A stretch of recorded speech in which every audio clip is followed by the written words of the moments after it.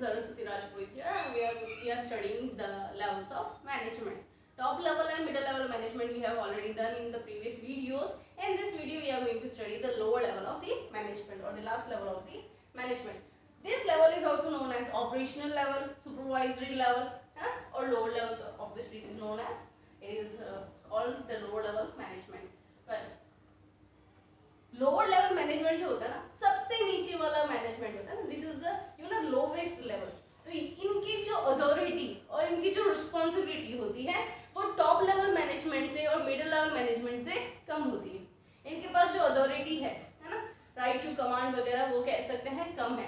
क्यों? क्योंकि पूरी जो ऑर्गेनाइजेशन उनको कमांड नहीं करता है ना, इनका कमांड लिमिटेड लोगों के साथ, एकदम लोवेस्ट जो लेवल के जो लोग होते हैं उनके साथ है.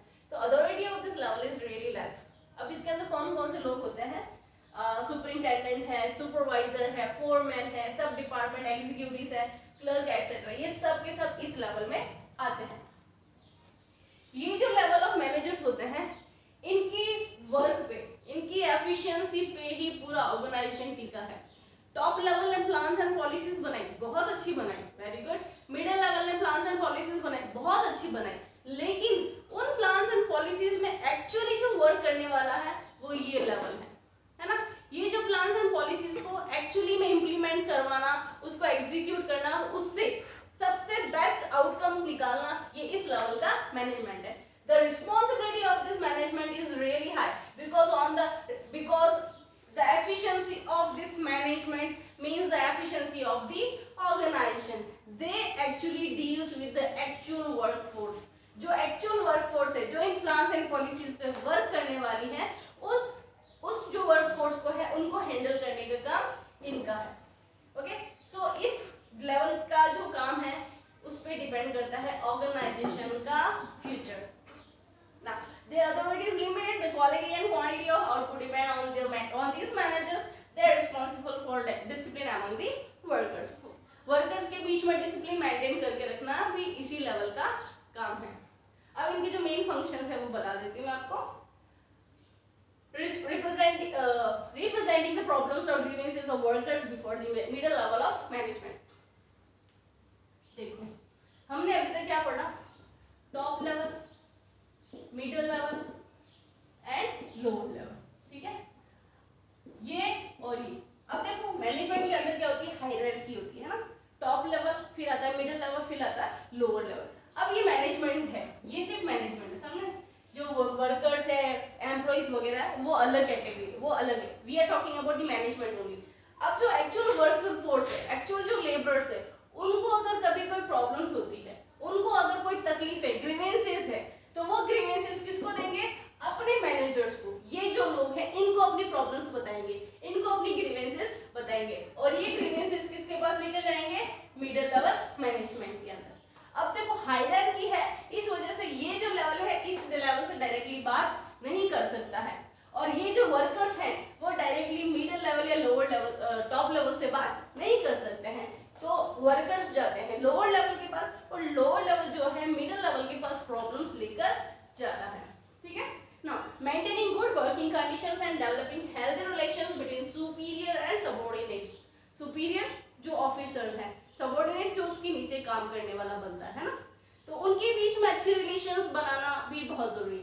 देखो, सुपीरियर मतलब जो बॉस है, और सबऑर्डिनेट मतलब जो उसका यू कैन से एम्प्लॉय जो है, तो इनके बीच में अच्छी रिलेशन होना बहुत जरूरी है. तभी तो जो सबऑर्डिनेट होगा वो कमांड्स को, वो जो भी एक्शंस और उसको जो भी काम दिए गए वो अच्छे से तभी तो करेगा ना, जब उसके साथ, उसके बॉस के साथ रिलेशंस अच्छे हैं, है ना. तो उनके बीच में अच्छे रिलेशंस मेंटेन करना भी इनका काम है. Looking for safety of worker, of course they are the only responsible for the workers, है ना. वर्कर्स क्या करते हैं, कैसे करते हैं, काम टाइम पे होता है या नहीं होता है, ये सारा इस लेवल का काम है. तो जब ऑर्गेनाइजेशन की बात करते हैं या जब वर्कर्स की बात करते हैं, they work on very complex machineries, complex plants के ऊपर कई बार काम करते हैं ना. जो बड़ी बड़ी स्टील कंपनीज हैं, बड़ी बड़ी स्टील की जो फैक्ट्रीज हैं, क्या कंडीशन होती होगी, कितनी मतलब जो रिस्क है काम करने की बहुत ज़्यादा हाई होती है. तो वहाँ पे वर्कर्स की सेफ्टी को इंश्योर करना लोअर लेवल का काम है. वर्कर्स हैं वो वहाँ पे मेंटेन रखें। They try to maintain precise standards of quality and ensure steady flow of output. किसी भी ऑर्गेनाइजेशन के या किसी भी फैक्ट्री के अंदर डेली काम होता है, डेली प्रोडक्शन होता है ना। अब वो प्रोडक्शन ना ज़्यादा होना चाहिए ना कम होना चाहिए और एक कंटिन्यूस फ्लो में वो बनते रहना चाहिए, ये देखना इनका काम। उसके साथ जो क्वालिटी एंड क्वांटिटी है जो प्रोडक्ट्स की, उस क्वालिटी एंड क्वांटिटी को मेंटेन करना भी इसी का काम है। द क्वालिटी एंड क्वांटिटी जो है प्रोडक्ट्स की, इट इज रियली इंपॉर्टेंट है ना, एंड उसको मेंटेन करना भी लोअर लेवल का काम है। दे चेक कि वर्कर्स ने जो काम बना, जो प्रोडक्ट्स बना है या जो भी काम किया है वो अच्छी क्वालिटी का है या नहीं। And they are responsible for boosting the moral of workers and developing team spirit. ये देखो, वी आर ह्यूमन बीइंग्स है ना, sometimes we feel motivated, sometimes we feel sad, sometimes we feel low, sometimes we feel sad है ना। तो अब जब आप दुखी हो या जब आप काम करने के मूड में नहीं हो and when you are very low, तो उस समय आपको मोटिवेट करने वाला कौन होगा? आपका मैनेजर, आपका जो बॉस होगा है ना। तो being a good leader, they motivate, they boost the moral of the workers, उनको और उनके अंदर टीम स्पिरिट भी डेवलप करते हैं कि वी आर अ टीम, हमें टीम की तरह काम करना होगा, हमें मिलजुल के काम करना होगा। तो this kind of spirit is developed by this level of the management among the workers. ठीक है, उनको मोटिवेट करते रहते हैं, उनका मोरल बूस्ट करते रहते हैं और उनसे बहुत अच्छा काम करवाते हैं। Minimising the wastage of materials and maintaining safety standards. हमने एफिशिएंसी और इफेक्टिवनेस वाला टॉपिक पढ़ा था। Efficiency is really important. If you want more and more profit, you should work with efficient, है ना, ये हमने पढ़ा था। तो efficiency का मतलब क्या? वेस्टेज कम से कम करना है ना। आपके पास जो चीज है या आपके पास जो रिसोर्सेज है उससे मैक्सिमम बेनिफिट निकालना, और मैक्सिमम बेनिफिट निकालना मतलब वेस्टेज कम करो। जब वेस्टेज कम करोगे तो आपका बेनिफिट ऑटोमेटिकली बढ़ जाएगा, आपका जो गेन है, आपका जो प्रॉफिट है वो ऑटोमेटिकली बढ़ जाएगा। तो वेस्टेज ऑफ मटेरियल्स को कम से कम करना भी इसका काम है। और safety standards, of course safety standards को मेंटेन करके रखना again is the work of the lower level of management. Interact with actual workforce and pass on instructions of middle level of management, ये बता ही दिया है। मिडिल लेवल ऑफ मैनेजमेंट जो भी काम करता है या जो भी प्लान्स एंड पॉलिसीज बनाता है वो वर्कर्स तक पहुंचाना इनका काम। जो भी प्लान्स एंड पॉलिसीज बनाए जा रहे हैं, चाहे वो टॉप लेवल बना रहा है चाहे मिडिल लेवल बना रहा है, उनके ऊपर एक्चुअल में वर्क करने वाला कौन? Workers, labourers of the organisation. और उनको टॉप लेवल मैनेजर ने कोई प्लान्स बनाए हैं, कोई पॉलिसीज बनाई हैं, ऑब्वियसली वो काफी हायर लैंग्वेज में होगी है ना, वो लैंग्वेज ऐसी होगी जो वर्कर्स के लिए समझना मुश्किल है, they can not understand that है ना। तो उसको वर्कर्स की भाषा में बना के उनको समझाना काम करता है लोअर लेवल। लोअर लेवल जो है इजी वे में, जो भाषा में, जिस लैंग्वेज में वर्कर समझ सकते हैं उस लैंग्वेज में कन्वर्ट करके इनको समझाया जाता है। तो यहाँ पे जो भी पॉलिसीज बनाई गई हैं, जो भी प्लान्स बनाए गए हैं, वो वर्कर्स तक लोअर लेवल ले जाता है और लोअर लेवल ही वर्कर्स को उसके अकॉर्डिंग वर्क करवाता है।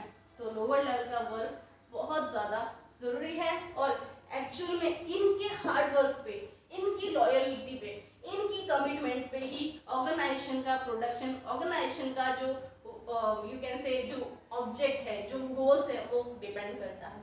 अगर ये बहुत अच्छे से काम करते हैं तभी ऑर्गेनाइजेशन आगे बढ़ सकता है। That is why this level is very important. अब मैं आपको एक चीज समझाती हूँ। ये जो हमने पढ़ा, ये मैनेजमेंट पढ़ा है ना, काइंड्स ऑफ मैनेजर, अलग अलग टाइप के मैनेजर्स होते हैं और अथॉरिटी और रिस्पॉन्सिबिलिटी के अकॉर्डिंग इनको 3 कैटेगरीज में डिवाइड कर दिया है।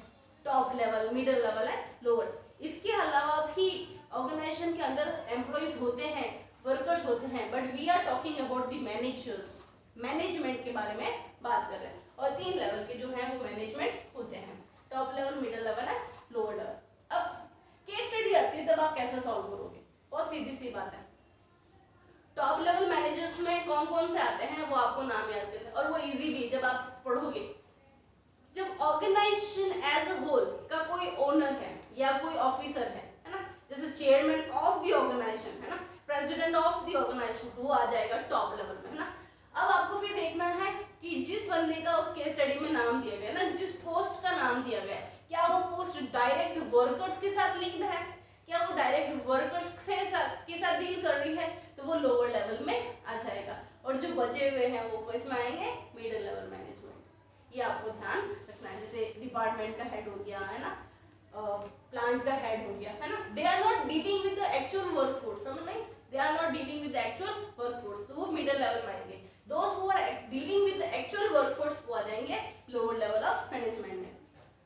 ये मतलब ये बहुत हाई लेवल वाले मैनेजर्स नहीं होते ना, जैसे फैक्ट्री में जो सबको संभाल रहा है ना वो मैनेजर है यहाँ पे, तो ये लोअर लेवल ऑफ मैनेजमेंट है। इनका काम बहुत ही ज्यादा हायर लेवल वाला मैनेजमेंट का नहीं होता है, but yes they manage the workers, they manage the work of the workers, that is why they are included in the management of the organisation. I hope you understood their point, I hope you understand the level of management जो है वो यहाँ पे खत्म होता है। Thank you very much for watching the video.